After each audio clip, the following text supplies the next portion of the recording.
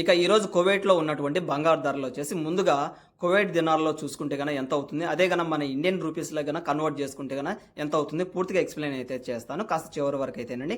ముందుగా 24 carat gold వచ్చేసి 1 gram 26 దినార్ల 44 పైసలుగా అయితే ఉంది. అదే గన మనం 10 గ్రాములు గన చూసుకున్నట్లయితే గన 264 దినార్ల 40 పైసలుగా అయితే ఉంది. అదే 22 క్యారెట్ గన మనం చూసినట్లయితే గన 24 దినార్ల 20 పైసలుగా అయితే ఉంది. అదే గన మనం 10 గ్రాములు గన తీసుకున్నట్లయితే గన 242 దినార్లుగా అయితే ఉంది. అదే 18 క్యారెట్ గోల్డ్ గన మనం చూసినట్లయితే గన 1 గ్రాము వచ్చేసి 19 దినార్ల 80 పైసలుగా అయితే ఉంది. అదే గన మనం 10 గ్రాములలో గన చూసుకున్నట్లయితే గన 190 దినార్లుగా అయితే ఉంది బ్రో.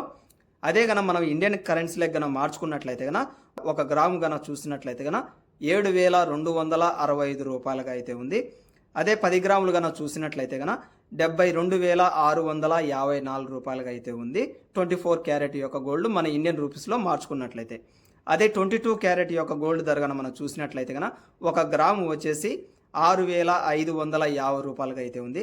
అదే 10 గ్రాములు గన చూసినట్లయితే గన 66,499 రూపాయలుగా అయితే ఉంది. 22 క్యారెట్ యొక్క గోల్డ్ ప్రైస్ మన ఇండియన్ రూపీస్లో గన మార్చుకుంటే. ఇక 18 క్యారెట్ యొక్క గోల్డ్ ప్రైస్ కన్నా మన ఇండియన్ రూపీస్లో కన్నా మార్చుకున్నట్లయితే 1 గ్రాము వచ్చేసి 5,441 రూపాయలుగా అయితే ఉంది. అదే గన మన 10 గ్రాములు గన చూసుకున్నట్లయితే 54,408 రూపాయలుగా అయితే ఉంది బ్రో.